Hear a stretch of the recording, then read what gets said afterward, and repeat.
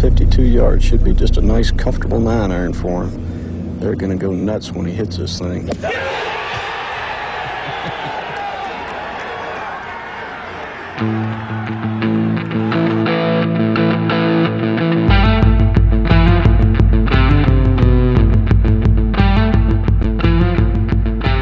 Yesterday's price is not today's price.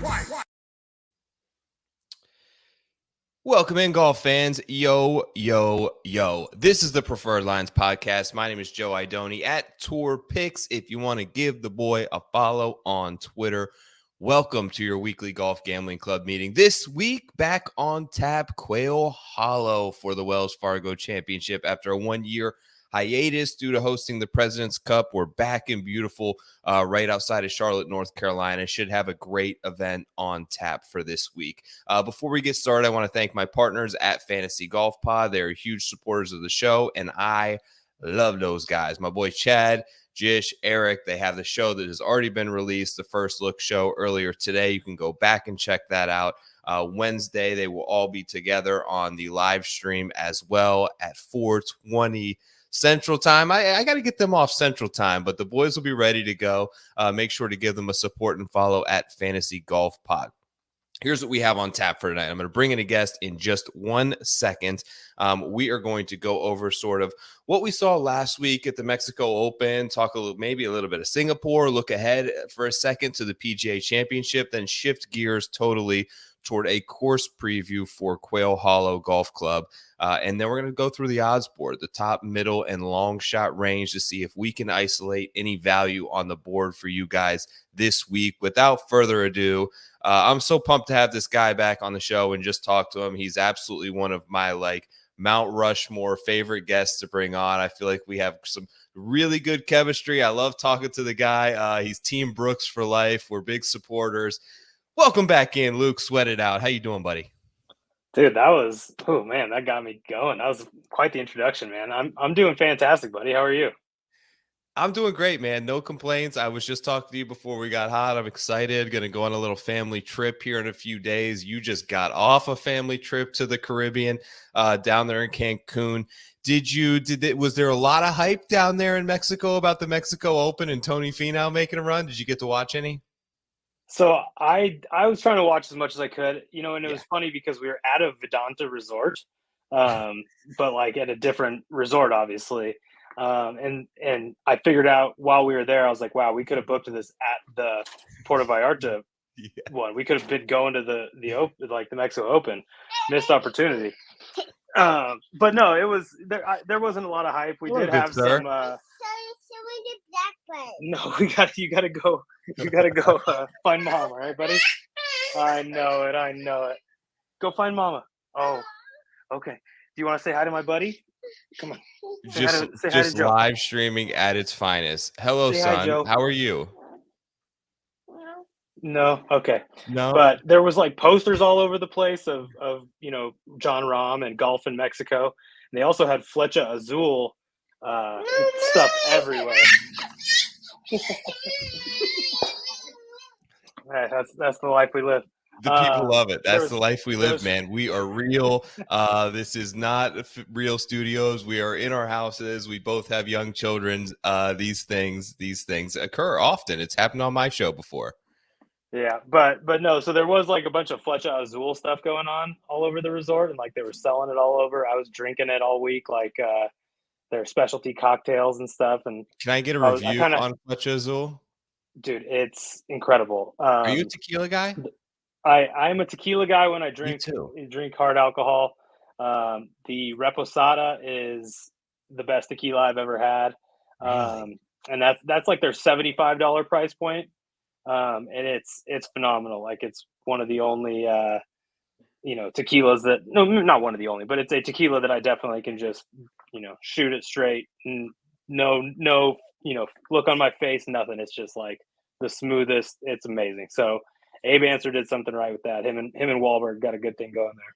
That's awesome. I've recently, within the last 6 months, shifted to being a tequila guy. I was always a bourbon guy, and now I'm on a tequila kick. My go-to is back there. It's like everyday drink is Terramana, the Rocks tequila. Have you tried that one? Oh, nice. I have not. I didn't know The Rock had a tequila. That's Dude, exciting. it is solid. It's only like 35 to $40 in that price range, but good mid-tier tequila, smooth.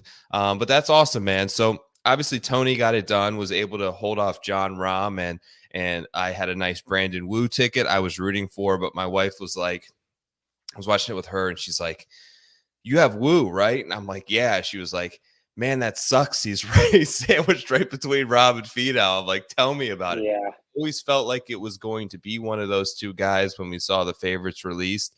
But it's always this thing in the past where it's been golf, right? And this doesn't just happen anymore, but this past year it tends to be happening at a greater clip than we've really ever seen. What do you do you attribute that to anything specifically, or are these guys just being able to separate from the mid-tier PGA Tour player more than they have in recent years? Yeah. I don't know that I can pinpoint, exactly what's causing it. I feel that the live thing may have something to do with it, where like, we're getting the stud players together more often, right? With the elevated events. Right. And even this week is not elevated, I don't believe, but it's a It pretty is. darn good field. Oh, is it elevated? It actually is technically elevated status. Yeah. Okay, so I mean, it makes sense with the field, and so I think that has plays a part. Obviously, when the best players are getting together more often, good players are going to rise to the top, almost like we've always seen at major championships, right? Like long shots just don't win majors typically, and as it is right now, long shots are not really winning a lot of elevated events. And then when you get a Tony and a Rom out of what essentially amounts to an alternate field event, like those, or an alternate field quality, you're just going to see those guys rise to the top. And yeah, we do have John Rahm, who's on a pretty historic winning run over the last 6 months. Right. Scotty Scheffler is winning at a crazy clip. So it's just hard, man. It's like you said, we used to get guys in the mid tier winning golf tournaments, and like that just isn't happening this year, which is discouraging for people like us who Yeah. like to try to get more bang for our buck on the outright win. But the Mexico Open, you looked at that board and you're like, well, it's probably going to be Rahm or Tony.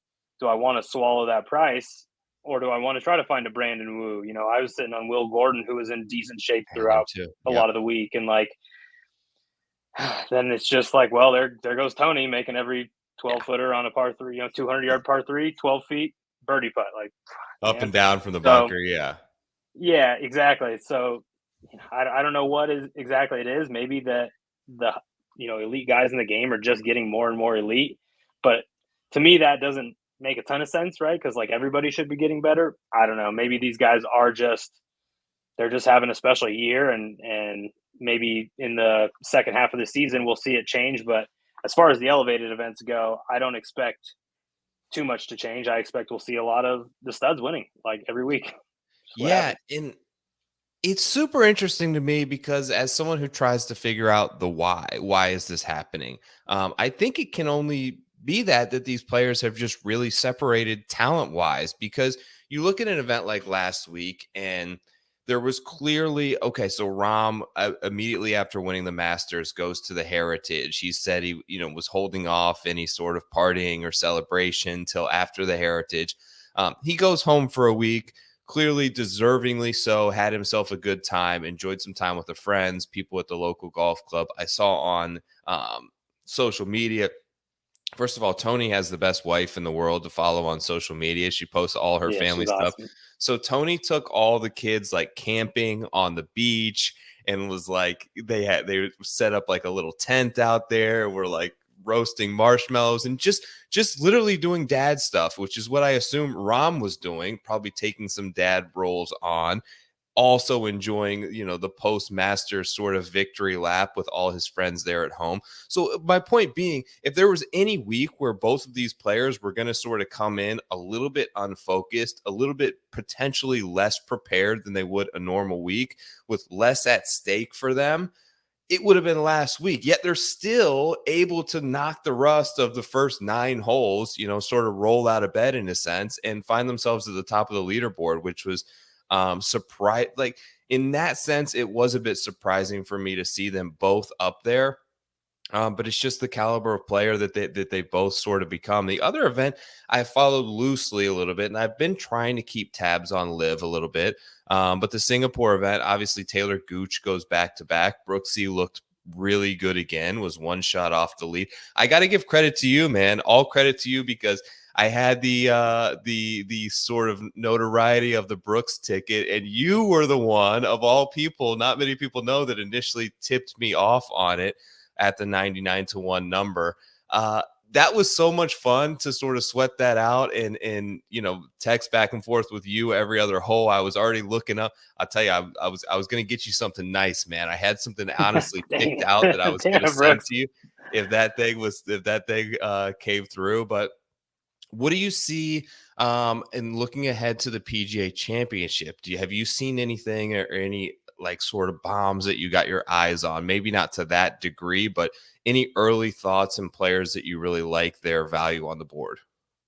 Yeah, I mean, so as far as Live goes, I've been kind of doing the same. I haven't watched a single shot, but I do try to follow who's like winning each week. Yeah. And it's funny too because you can probably check like the first round leaderboard, and like the top 5 is going to end up being the top 5. At the end, it's kind of funny how 54 holes works like that. Right. But we've been seeing a lot of the same guys who are playing well week in and week out on Live, and the same guys who just like clearly don't really care that much. Like I mentioned Fletcher Azul and Abraham Answer. Like that guy does not seem to really care very much. He's kind of towards the bottom every week, whereas we see the Taylor Gooches of the world winning back to back. Like Brooks, all of a sudden, now that he's clearly healthy, is in the mix every week. Like DJ and Cam Smith are kind of seem like they're trying to stay sharp, right? But they're like kind of around, but not really contending and winning. So that's been interesting to follow. Obviously, we're going to take a look at Brooks in the right now low 20s for every major. I think if he's healthy, why not, right? Like we saw it at the Masters after not really seeing him do his thing for over a year, right? So that's certainly a look. I think that Cam Smith is going to be a guy in major championships going forward. PGA Championship is one that I always kind of tag as like elite drivers, kind of a championships, and he can bomb the ball. I don't know that he's elite, as far as accuracy goes, but could be a look. I haven't spent a ton of time looking, but just scrolling through the odds boards, maybe the Keegan Bradleys of the world. I don't know if Gary Woodland. We'll probably talk a little bit more about Gary Woodland here in a little bit. See if Sam Burns ever shows up in a major championship. Yeah, that's my future. Those are some. Was Woodland. I got a good number, 180-1. There's still 150s out there. I think he's super sharp with his long iron play right now. I think Gary Woodland is like poor man's. I used to always say poor man's Brooks, but honestly, right now, how much, and I'm going to bring this up because I know you love this guy. How much separation is there really between Cameron Young and Gary Woodland? Woodland does a lot of the things except for the accuracy that Cameron Young does. Neither of them have been prolific winners to this point at any degree in their career. But I just feel like Gary getting basically 5 times or 6 times the price of those other guys does present some value. Cam Smith, you mentioned, is the one I've really got my eye on now. I've been trying to pay close attention to Cam. He has not put it all together yet. He finished 3rd in Adelaide, in a top 5, I believe, last week at Singapore, if not top 5, right around there. He mentioned some injury things that were lingering toward the beginning of the season that he talked about at the Masters, but he still had a pretty good finish at the Masters. Look, DJ doesn't have it right now, and I want him to have it, but something's not there. So for me, then I pivot to Cam Smith, and I'm like, okay, you think US Open, you think PGA Championship, those don't really align with Cam Smith, but I also think about the courses that I've seen him win at. He's got a really wide variety. Like he almost won the Masters. He won like Sony. He won Tournament of Champions, which is long and wide open. He won Sony, which is short and narrow. He won the Players, which is so penal off the tee, like the most demanding course off the tee in the world is probably the Players Championship, because you cannot miss. That's a terrible setup on paper for Cameron Smith. So my point being is he's good enough to overcome basically any golf course, and I'm starting to see numbers drift toward 30. I think as we even get closer, we could see 35 to 40, because if he doesn't win Tulsa, the numbers are going to be a little bit skewed in terms of the last time that he won. People may be a little bit doubting his form, and I think ultimately not many people are going to show up to the ticket window trying to place a 25 or 30 to 1 number on Cam Smith, because they're going to see the course set up and be deterred by 7,500 yards, par 70, narrowish fairways that really are going to demand long iron play and distance off the tee. So he's definitely one guy that I've been looking to. And Joaquin Niemann is the other one from Live. There's 80 to 1s right now on Niemann. He's kind of been lingering. He hasn't all been there, but he was really solid at the Masters. And really, I saw Gooch play very solid at the Masters. I should have probably noticed it sooner, but Niemann was very good there, and there's 80 to 1s currently out there on Niemann. But those are kind of the guys I've got my eye on. Yeah, I mean, if Gooch's form continues the way it is, like, the number's going to be good. Yeah, it's I wouldn't around hate 50. that. I've got a 33 at circa on Cam Smith. Pretty enticing number for a guy who has won a Players, has won an Open Championship, has almost won a Masters, and it's a good point that you make about his course versatility, because he's almost won the Masters, which we know is an incredibly long golf course. He won the Players, which we know is very penal off the tee, and he won at St. Andrews, which is just very unique course compared to what they play all the time. So I mean, the variety that he has is pretty special, no doubt. It is, yeah. So Brian, I see you're looking for the it's coming soon, Brian, on the merch store. My guy Luke has one of the old school tees there, but I'm working at it sort of one step at a time. It's a one man band over here. So I'm getting things, my ducks in a row. We will have some stuff up soon. I really do genuinely appreciate your guys' support.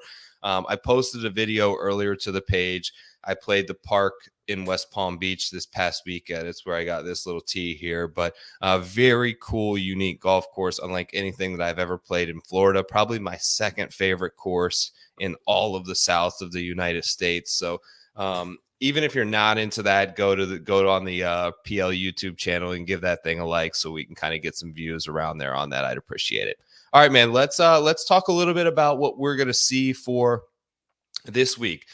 Quail Hollow. I'm going to give a brief sort of, course, what I'm looking for in terms of course history and what I've seen. And then you let me know if you sort of have anything to add here. But, it's reasonably predictive, I think, in terms of course history. Data Golf, I believe, has it as the 6th most predictive stop on tour. So there's definitely something there to guys who have had previous success.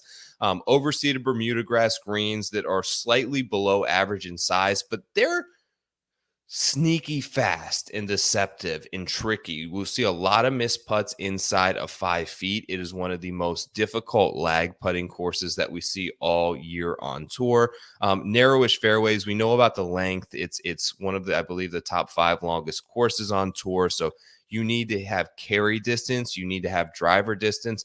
Although there is not a huge penalty for misses off the tees, even though the fairways are relatively narrow. So Tom Fazio did the redesign in 2016, which the intention there, I believe, was to make this course worthy of championship level events. And since we've seen that, we saw the 2017 PGA played here. We saw the President's Cup played here.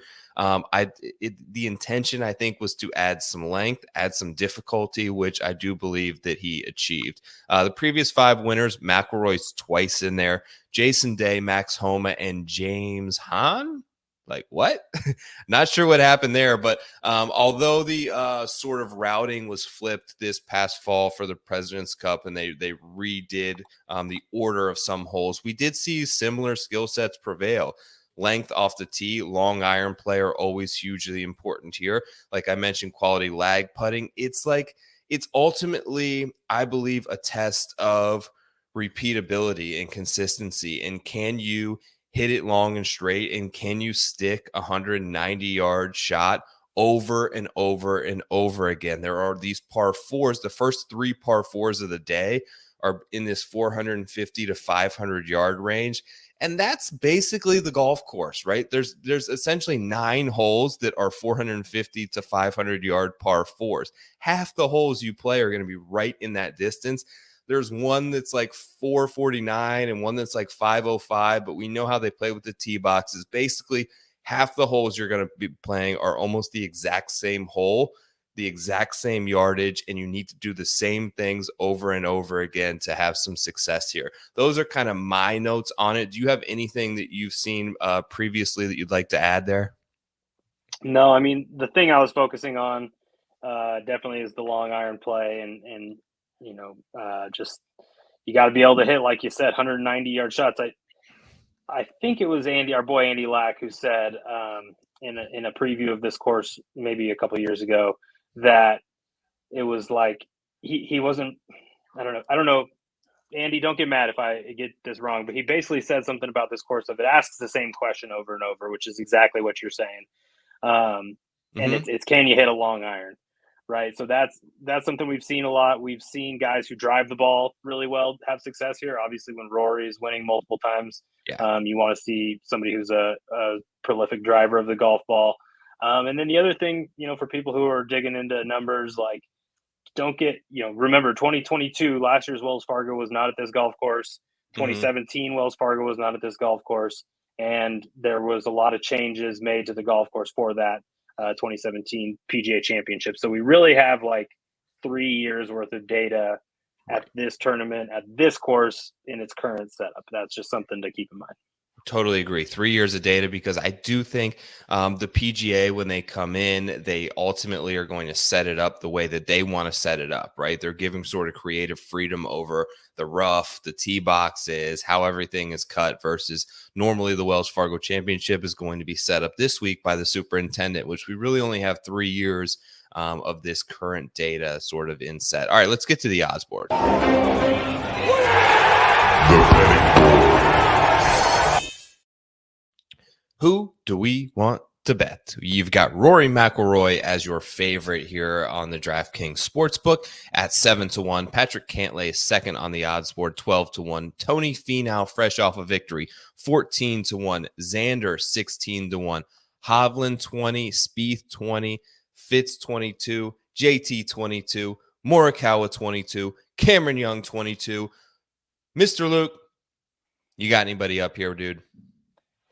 Yeah, man, they really bunched them in on us. They just kind of, didn't do us a lot of favors. I'm going to be skipping the first couple.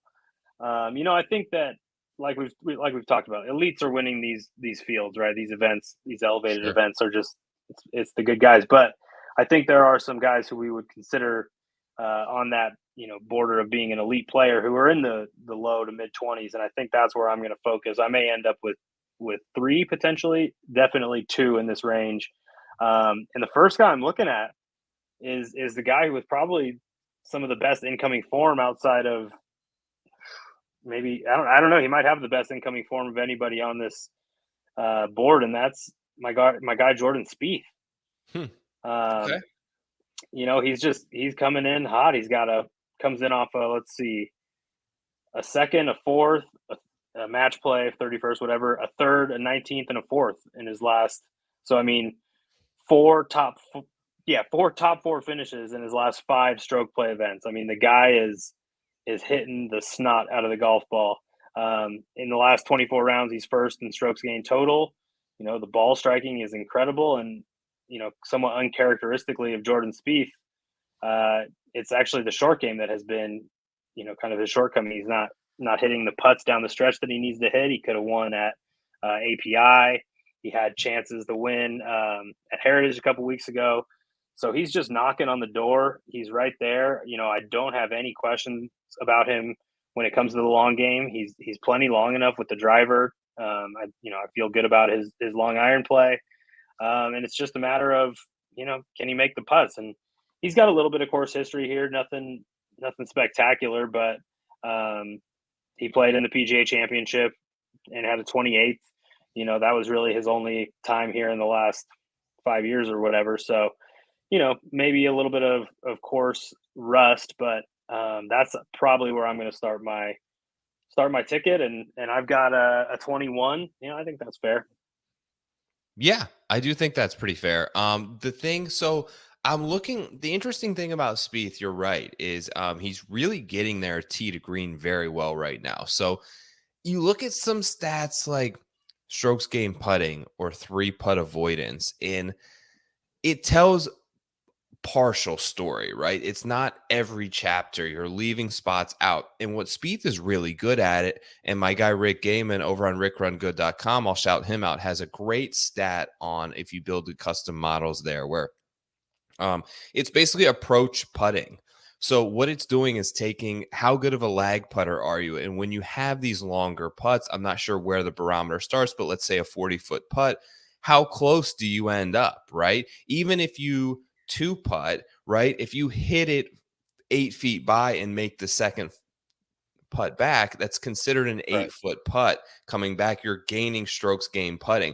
I would rather have someone two putt the first one to 2 feet and then knock the second one in. He's not going to gain as many strokes putting there. But that said, it's over the long term, you can see that person is the better putter. And that's where Spieth actually does excel.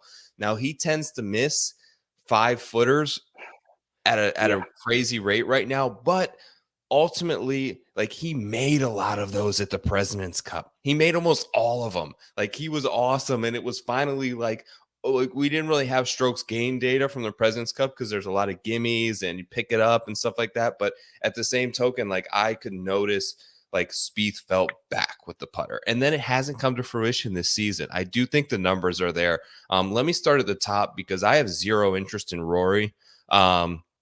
I know about the course history. I want to know, why did he skip the Heritage? Like, are we just going to let that slide? Let him skip his second elevated event?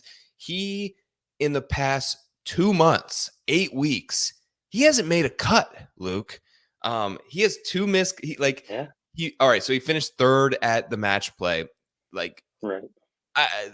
That's what it is. I'm not going to give him too much. It's not a made cut. All right. So his two other events in there are miscuts. So there's a little bit of a technicality in there, but I'm worried about his ability to hit fairways enough right now. I'm worried that the putter is in a bad spot right now as well. And I just don't see betting 7-1. If anything, I have some interest in Tony Finau because he did show the ability to go back to back. His long iron play has been fantastic. He's number one in proximity, basically from 175 yards and longer in terms of approach shots right now on the PGA Tour over the last 36 rounds, which you're going to have more than the average number of approaches from that range this week. I'm hopping on Victor, man. I know there's a lot of people on him. I got a 22-1. I think I've just been in this camp where I've been telling everyone that I know who is big Victor fans, like, it's coming soon. And there were a lot of people there for the Heritage. I didn't think that was a good course fit for him. There were a lot of people there for the Masters. I didn't love his short game stuff there. I think this is the spot where we can really see his skill sets accentuated at a place like Quail Hollow. He's fourth in strokes gain approach.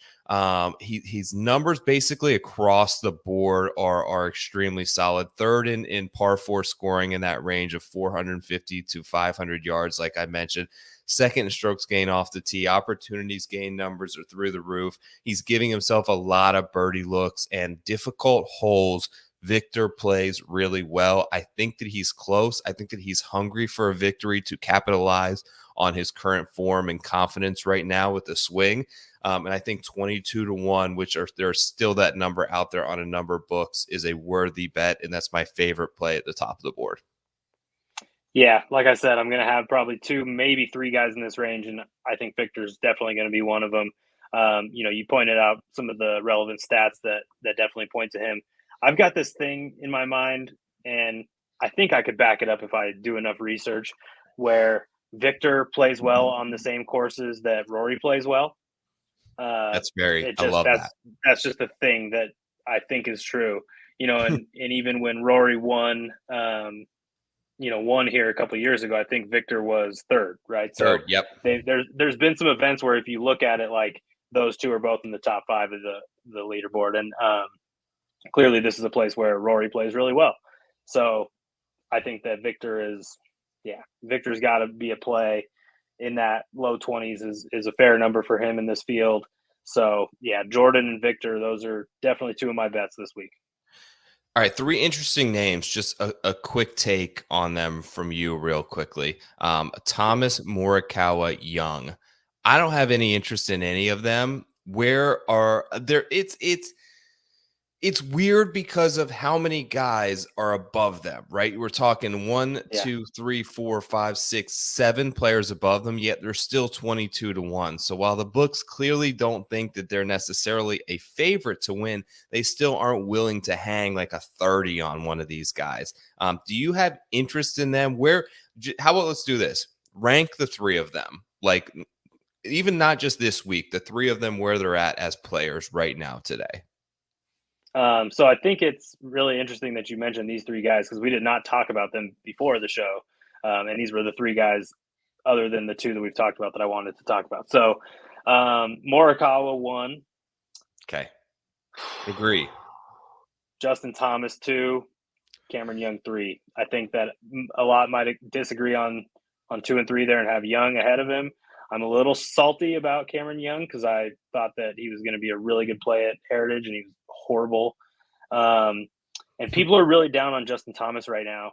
I think that part of it is warranted. His putting is absolutely abysmal right now, and I think you've talked about that he's got kind of a little bit maybe too much going on with trying to shape shots different ways. And we see all the other elite guys that they've got a ball flight and they just stick with that ball flight and just hit it over and over and over really well.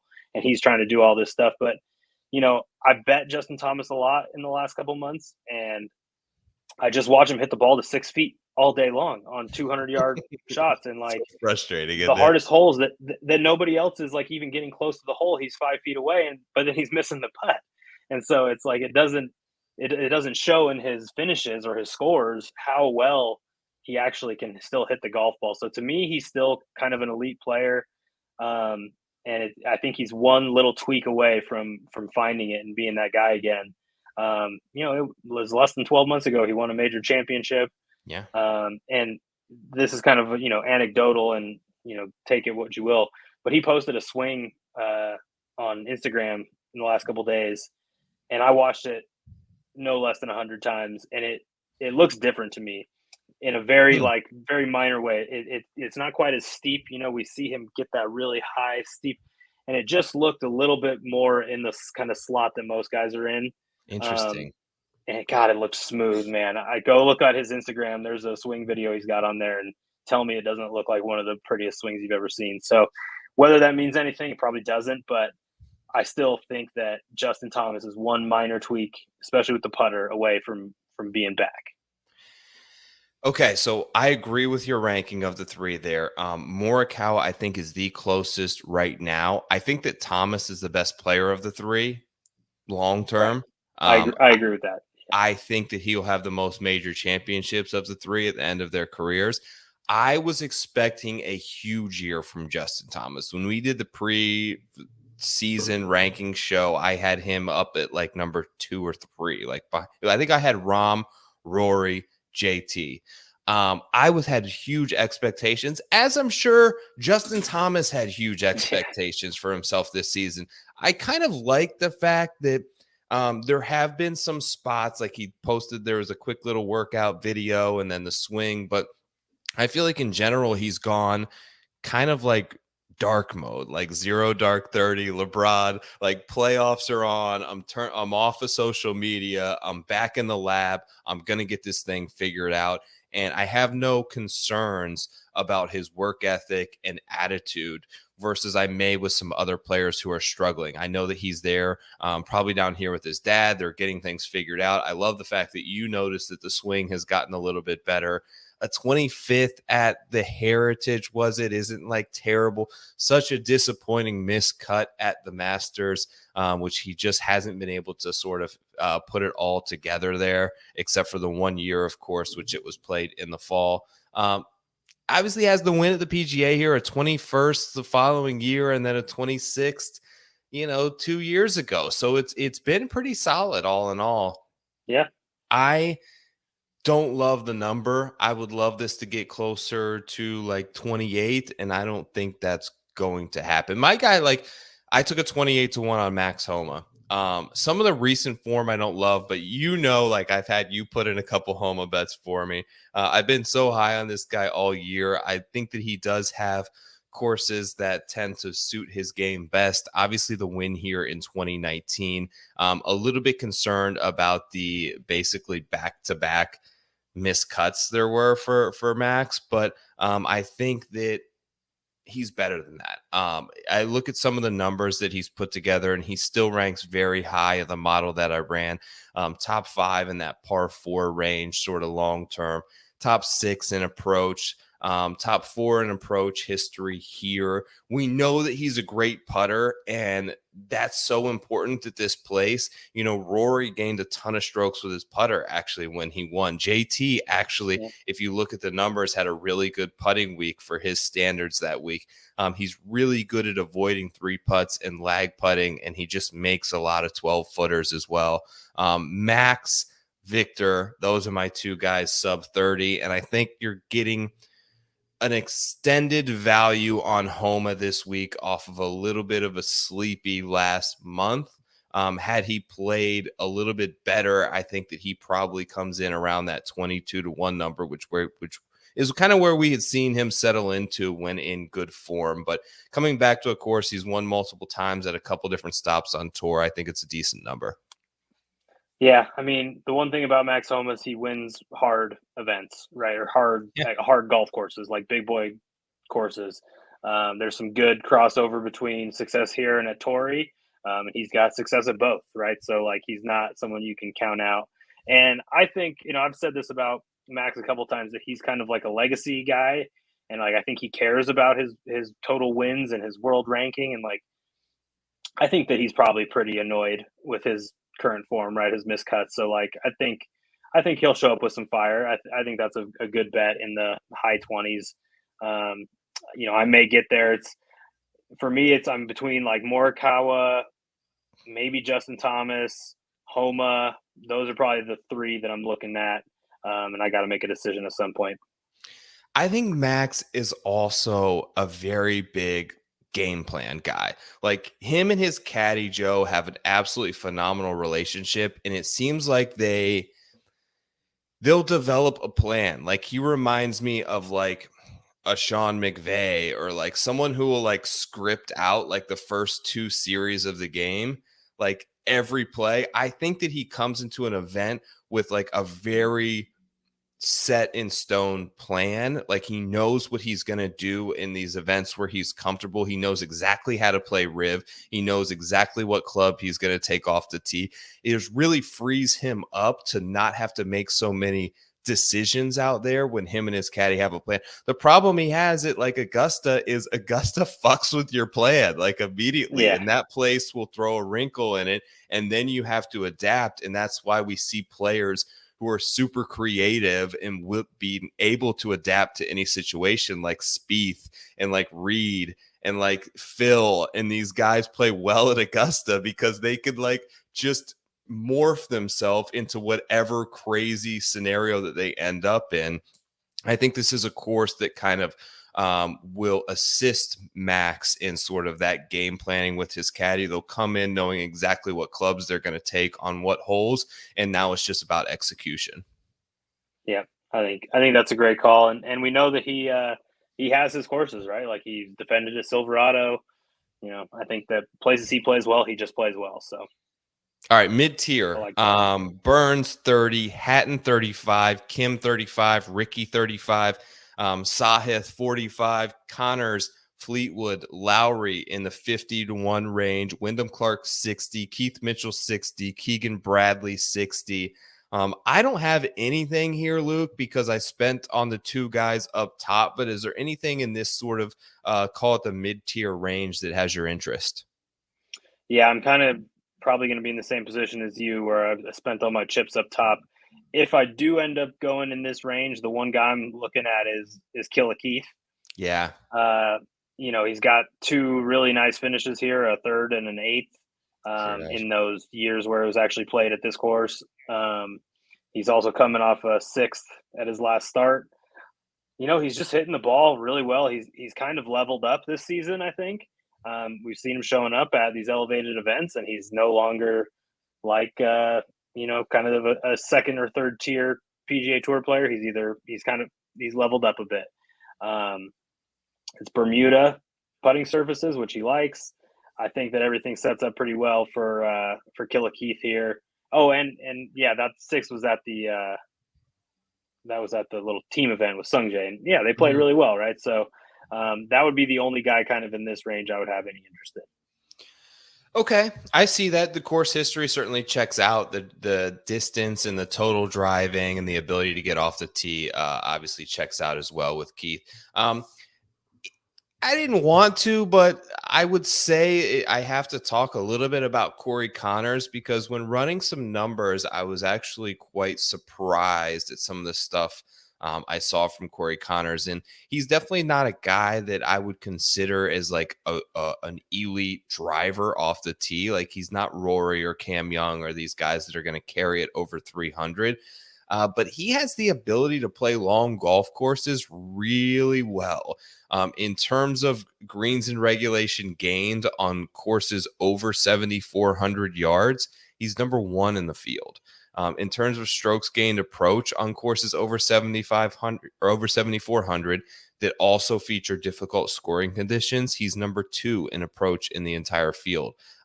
He just has the ability to sort of navigate these long, difficult tests really well, and has done so sort of historically over his career, which I definitely found intriguing. I probably have room if maybe that drifts to a 60 to add, which I have some interest in, but it ultimately comes down to like, yeah, the numbers say one thing with Corey Connors, but they always are going to say that. Do you believe he can win something other than the Valero Texas Open? And that's the hurdle that I kind of got to get past. Going to sort of long bomb range, Harmon, Woodland, Taylor Moore, Siwoo Kim, Matt Kuchar, Taylor Montgomery, Chris Kirk. Those are some guys hovering just under 100 to 1. Then you get up to Rogers, Griot, Scott, Kitayama in the low 100 range. I took Gary Woodland. I got a 90 to 1. I can't get past it. I did not. I was able to resist last week at like 20 to 1 in Mexico, which I'm happy that I did. But he ranks third overall in the stat model that I ran, which is, number one in proximity over 200 yards. He's an absolutely phenomenal long iron player. He just checks all the boxes. Number 6 in distance off the tee. The approach numbers are all in the top 10 right now. Everything is clicking seemingly except the putter for Gary. I think this is a good course that should set up with his skill set. I like the fact that he's in a little bit of a groove playing right now, which he tends to sort of carry form pretty well based on his previous career. So 90 to 1, I would endorse it all the way down to 75 if you have that number as well. But that's sort of my favorite guy in this just sub 100 to 1 range. What about you? Yeah, I will be on Gary. I'm a glutton for punishment. I was on him last week. I wasn't able to resist. And same thing that I kind of mentioned with JT earlier. Like, he's just hitting the ball so damn nice and cannot make a putt. I mean, the guy had to have missed. I think on day one he missed 2 4-footers, and then he missed another like 3-footer on Friday. It's like, dude, you're losing in like almost full strokes putting on these putts. Like, those are 95% putts that these guys are making, and you missed 3 of them. Yeah. And it's tough to watch, man. But like you said, you can't run a stat model that doesn't have him super high. His ball striking is super elite. So yeah, I'll be there, and hopefully he just catches a hot putter. None of these other guys really interest me all that much in this field. Like, I just don't look at these names and see like, hey, that's a guy who could win an elevated event, other than maybe Chris Kirk. Chris Kirk's got, I think, a lot of the tools that you would need to win here. When he's on, he's going to hit the ball. He's going to hit a lot of greens, and he's going to hit it to 15, 20 feet a lot. And that's actually his range that he makes putts. He doesn't like to make 8-footers. He likes to make 16-footers. So I could see that he's got really good 3-putt avoidance in the stats if you run through it, and that's a guy who in this bomb range is maybe worth a look. And guys who can play each ways in top 10s and 20s, maybe somebody to think about. Yeah. Agree with a lot of your points there. The thing, so I was back in like either December or early January. I was playing. I have a buddy who I play golf with down here that's a member at Pine Tree, which is just south of here in Delray Beach. So Gary's a member there, and I see him quite often when I go there. So he was on the range, and he probably had, Luke, like 4 different sets of irons and shafts everywhere. And like he was clearly trying to figure something out with the clubs that he was playing, which I think he still plays those Wilson clubs. Um, Yeah. but my point being, something has clicked, some sort of combination Yeah. there. He has really gotten it figured out where he's so comfortable now with almost any iron in his hand. And that is absolutely when he is the most dangerous. You mentioned Chris Kirk. It's like you mentioned, you got to find a guy who you think can win. We're talking outright bets in an elevated event. Kurt Kitayama did it, right? About 2 months ago. So I don't want to completely overlook him. Taylor Montgomery is an interesting case study for me because I had this idea last year with Cameron Young a lot, where this guy is basically a rookie. He's going to have major ups and downs to the start of his career, peaks and valleys. And when he's at the peak, he's going to be 30-1 in some events. When he's down below, he's going to be 100-1. And that's what we saw a lot with Cameron Young last year. He was at the 28 to 30-1s. And then all of a sudden, he's 125-1 to win the Open Championship in these other events. So he would get there. And I still think that no matter what the number is, if the guy shows up with his best stuff, he's good enough to be on a leaderboard on Sunday. And I think the same of Taylor Montgomery. So anytime he starts to flirt with these 90 to 100-1 numbers, he was the best guy on the Korn Ferry Tour last year. He's going to likely win Rookie of the Year. He has the best skill set long-term, I believe, of all the young players for the PGA Tour. I think like at some point he's going to break through, and I'm more comfortable betting him at 100-1 than I am in subpar events where he's going to be 25-1 off a couple of good weeks. I know the form hasn't been there, but it's just a name that sort of is intriguing to me. Yeah, I like Taylor Montgomery, and one thing, his putting since he's been on the PGA Tour has been absolutely elite. One thing that I noticed with him that is super frustrating, because you mentioned he was the player of the year on the Korn Ferry, or one of the best players, whatever. Yeah. He led the Korn Ferry in driving distance. And I track him a lot because I bet him a lot. And the guy, I swear to God, clubs down more than any other player and hits terrible shots. Like he hits a 3-wood into the trees, and it's like 280 yards into the trees. Right. Just hit in the playoff hole. You're gonna hit it into the trees, man. Just hit the goddamn driver. He topped the 3-wood of the playoff hole. Yeah, like why does he? I don't understand why he clubs down so much, because whenever he does, he hits horrible shots. Like just bomb away, man. And if he figures that out, this could be a course where he could just bomb away, hit greens in regulation like crazy, and catch a hot putter. Like you said, he's got the pedigree. So yeah, that's an interesting guy to think about for sure. I'm trying to pull it up now just to see where he's at in terms of distance. Okay, he's 34th in the field in driving distance. So the rest of the numbers are pretty sour right now. One guy I wanted to mention, just because I was absolutely shocked by some of the off the tee numbers, Hayden Buckley. My guy PGA Splits actually posted like a top 10 basically of guys who are set up the best off the tee here. And it was guys who are long. It was Rory, it was Finau, it was these players who you would expect to be there off the tee. And then it was like Hayden Buckley, who was like averaging 285 carry distance, but he's still gaining the same amount of strokes off the tee. So he just has that ability to sort of put together really good numbers, while he maybe is 15 to 20 yards behind someone like Finau or Rory, or the longest hitters in the field, which I think definitely lead to success here. So he's someone I would maybe consider for like a top 10, top 20 bet. He's 10-1 here to finish What are these top 10? Yeah, so he's 10-1 on DraftKings to finish top 10. He's someone I definitely sort of have my eye on. Sam Stevens has been playing incredibly well. I know that a lot of people really like him this week. Akshay did it again, man. And I'm super impressed with his putter. I'm super impressed with his aggressiveness. Like that, I love. Like you mentioned, you hate that about Montgomery, but Tia, man, like there were holes at the Mexico Open there and playing with Rahm and Finau where they're like being very strategic off the tee, and he's just like, "Fuck it, I'm hitting driver Bombs and like away. blowing it by them." And it's just fun to see a little bit of recklessness in there in a good way for someone like a young player like him. But I think that ultimately it's like I'm playing to win, right? I'm not playing to cash a T6 here. Like I'm playing where if my driver goes right and Finau's hitting 3-iron and Rahm's hitting hybrid, like if I'm in the fairway and I'm 110 yards, like that's an advantage that I can have over these two guys, because if I hit hybrid and Rahm hits hybrid and Finau hits 3-iron, we're all playing from the same spot over 18 holes, they're better than me. Like my avenue to beat them to in the final group is to be more aggressive and hope it works. And it was just great to see that sort of mindset take place. Yeah, that guy's fun, man. Easy guy to root for. And yeah, that's a good breakdown. Talk about knowing your game, right? Knowing where you're at compared to the guys in the field. So for sure, dude.